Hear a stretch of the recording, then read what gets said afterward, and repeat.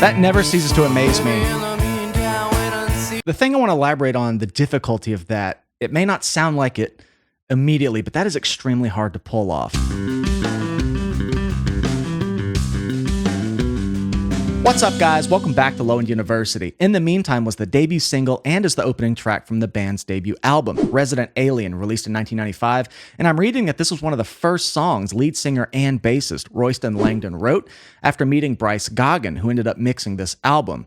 And today, this remains one of the band's biggest songs. Now, I don't recognize Spacehog. I've never heard of them, nor this song, but it seems like a pretty big song, so I'll let you know if I've heard it. But without further ado, let's get right into it. In the Meantime from Spacehog.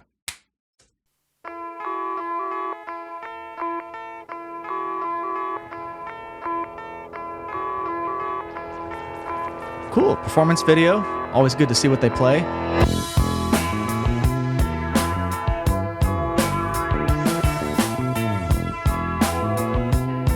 That's filthy.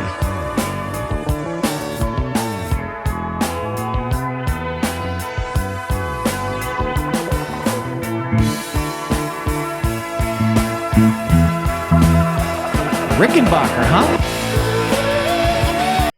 Wow, I've never heard that tone procured from a Rickenbacker. I'm so used to like Cliff, Lemmy, you know, that brittly, crunchy top end. I guess there was Paul McCartney with a less of a distorted, gainy tone, but it's weird hearing that synthy, kind of rubbery, warm sound come from a Rick. It's kind of really messing with me. That's a lot to unpack with that bass line. It's incredibly groovy. There's a ton of chromaticism in there. I almost feel like it uses all 12 notes. I'm going to go back and hear it again for a second. And I'm just still shaken by the tone it's getting. It's so cool.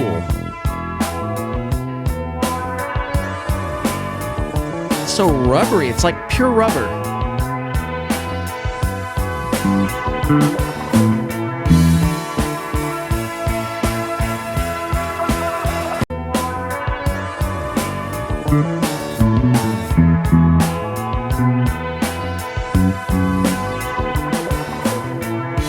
That's all over the place.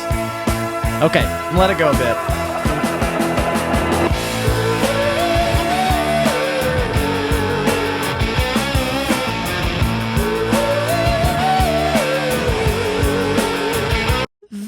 Vaguely familiar. Let's keep it going. Ooh, I love that falsetto. Some high pipes.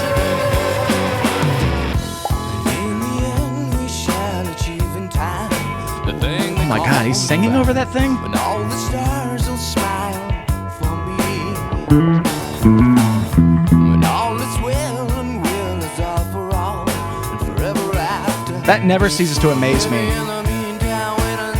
I've said it in other videos, but I'm always really infatuated and fascinated with people who can sing and play those kinds of bass lines at the same time. It was always my infatuation with Rush. Those complex, funky, groovy bass lines that really had nothing in common with the vocal line Geddy was singing. And I'm infatuated with it because it's something I still aspire to do. I can barely speak and play. And the thing I want to elaborate on, the difficulty of that, it may not sound like it immediately, but that is extremely hard to pull off, at least for me. When I pick up a guitar and I strum 4 chords, power chords, I feel like it's easier for me to speak to someone or even try to sing. I'm not a singer. Maybe a C- on my best karaoke day. Depends on the song. But something about bass lines, I feel like it's just a different part of the brain. It seems a little more analytical to me. And when I play bass, I'm thinking about accents and the feel and kind of the articulation, more rhythmic, where vocals tend to be a little bit more free-flowing. They're kind of cascading on top of the composition. And then it's like the other part of the brain has to be the rhythm section. And I just am fascinated with anybody that can play piano, sing, drum sing, even guitar. Thrash metal is more kind of up this alley, but just the ability to sing something melodic and play something, it's like 2 different parts of the brain. And that bass line is no slouch. It's got chromaticism. He's doing this full octave slide. Sounds like we're hearing E major. And it kind of does this type of thing. I'll have to hear it a bit more, but I'm just blown away at how nothing in that vocal line really goes with the bass line. The thing they call divine, when all the stars will smile for me. When to unpack. Okay, I say E major because I hear some chromaticism, but it might be throwing me off because I hear.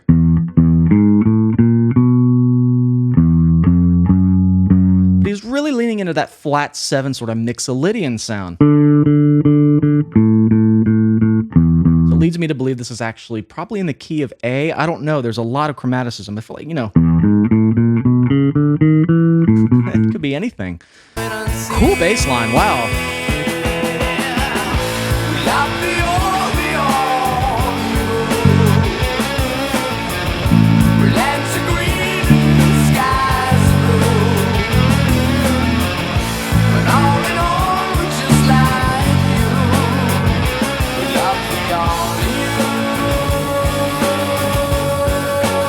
G natural there?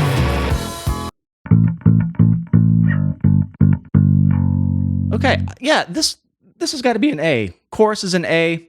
Goes to the relative minor. That's the 1. He goes down here to the F sharp. Goes to the 4. But then they threw that flat 7 in there, which is really interesting. Because in A, the natural 7 is G sharp. And I hear these flat 7s a lot. People use them all the time in songwriting, but these analysis videos, I hear it quite a lot, especially in this kind of some of these slicker, poppier tunes. It's a really great way to just throw a different color in and lead your ear kind of back to where it was in a different tonal center, if I'm describing that well. Some people call them color chords, but it's just a really great way to give some pacing to the songwriting because it's just one chord that's a different sound, and it sort of signifies a transition or a turnaround because you're used to this sound.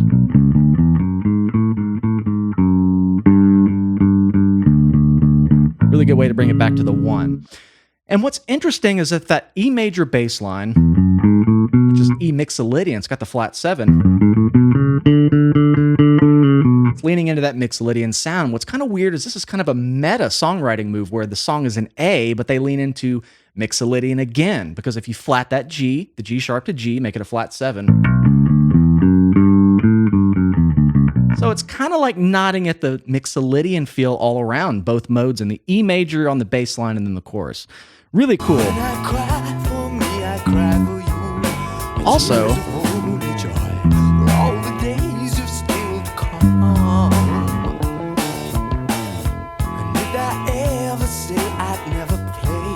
hang on.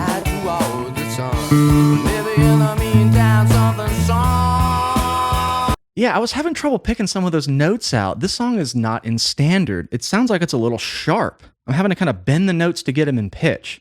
And that really screws with me. It's like my kryptonite.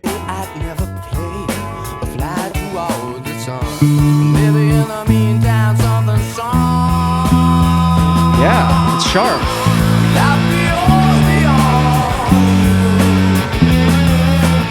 Bending the notes up a bit to get it to pitch, because I was like, is that an F sharp or a G in the bass line?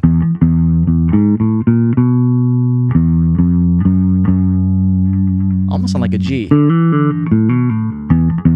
Okay, so what's cool about that bass line is I like how it takes a really bold approach with just chromaticism. And chromaticism sometimes can add tension and if it's used in a passing tone manner, but this is just kind of a bold, sexy, groovy thing, just giving it some unique flair.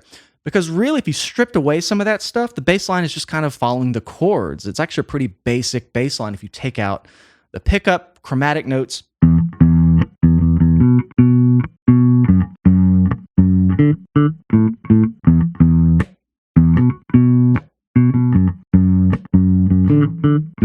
But he's putting in all those, kind of weaving it together.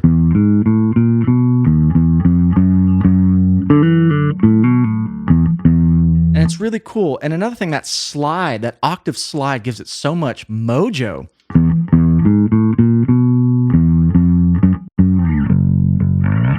And that's what's fascinating me in terms of singing this. This is a tough bass line just to kind of get down to begin with, just to get the feel right, the timing, a lot of little pickups that have to be really in the pocket without singing. And then you add this vocal line that really has nothing to do with it. Those vocals are high. I mean, he's a vocal powerhouse, just great range. Yeah, this song sounds vaguely familiar when I hear the chorus. It's more of that guitar tag, the I'm not a singer, as I said. I feel like that tag sounds familiar. I could be thinking of something else, but I don't recognize this bass line. Sometimes that's the case. Songs you hear in the wild, you don't know who it is. You don't know the name of the song. You recognize the chorus, but you miss out on like that whole intro bass line. So sounds vaguely familiar. And that's just the thing. Some of you guys think I live under a rock. I promise I don't. There's so many songs out there. If I heard it, I'd be like, I know that. No idea who it is. So this is kind of one of those. But wow, what a slick track so far.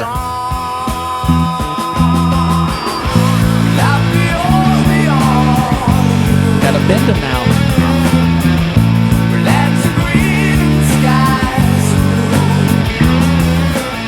Yeah, that little guitar tag is probably the most familiar thing. It's that flat 7. Brings it back to the key change.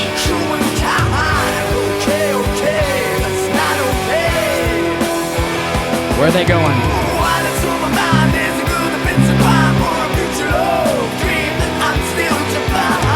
Woo!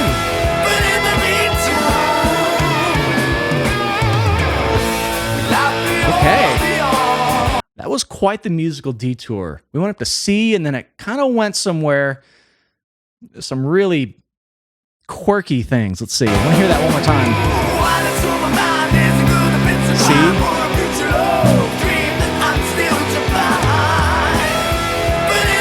I want to go back and get that whole thing. Yeah, that's a weird move.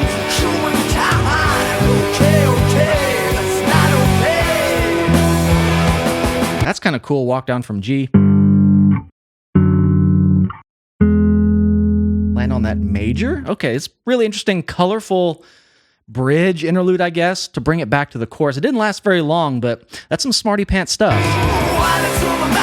The vocals are really smooth. I like his voice a lot. He's still doing some walking bass stuff. Wow.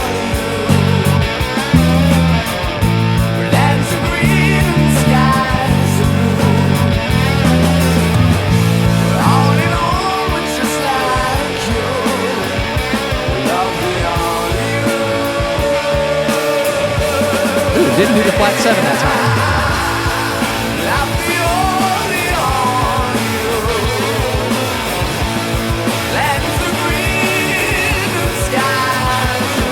Some really nice sliding going on there in the bass.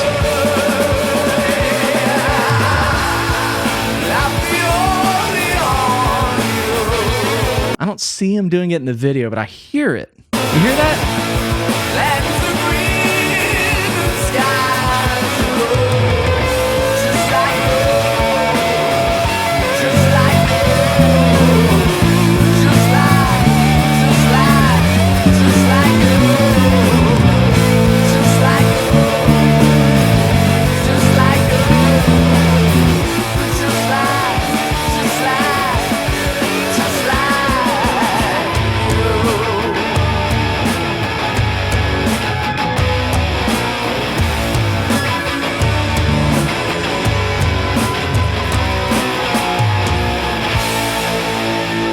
Gave it a little tension, didn't it? Huh.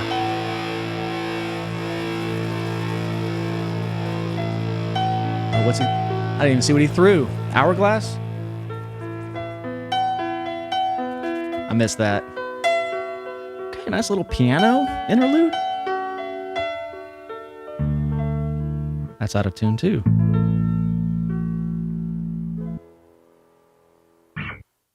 That was a slick track, and it definitely rings a slight bell in the chorus. The falsetto vocals, the little guitar tag. I have no recollection of hearing that bass line, though, so I probably just heard that chorus somewhere. And what's interesting and unique about this song is that bass line really had no other place in the song other than the intro, the way it set the song up, and in the verses. And what's kind of interesting is that it kind of simplified as the song went on. I feel like at the end, they were really just driving the chorus in multiple repeats, some different iterations of it. And typically with bass lines like that, in some bands, I find that the bass line will pull something from the vocal melody. It will pull something from the main hook of the song or a little guitar lead, work it into the bass line, and then start the song with it as a bass intro. And then when you get to the chorus, you're like, where have I heard that? Oh, that was in the bass intro, some little note grouping. This song didn't have that. This just was a bold, sort of ornamental bass line that outlined the chords, foreshadowing them, and boldly had this chromatic thing in them that was just a unique twist. And it really didn't come back much in the song. And I feel as the song went on, he kind of distanced himself from that original bass line. And I think the bass was still moving and linking the chords together, but I haven't heard a song kind of take that specific roadmap in a while. But what a sexy bass line. What a cool tone to get from a Rick. And once again, just playing and singing that together is forever cool to me. Can't do it. Probably will never be able to. And it's one of those skills on my list one day I would love to learn. Just to be able to kind of put those on autopilot. Love it. Love it. Spacehog, in the meantime, my first time hearing them, I think. Definitely that bass line. But thank you guys for hanging out with me today. This was a fun one. Come find us on Patreon if you'd like to support the channel further. We do full album reactions over there. I have lots of lesson content for bass, all sorts of resources. Come hang out. And if you enjoyed this, please like and subscribe. It really helps the channel out. I love you all. We'll see you next time.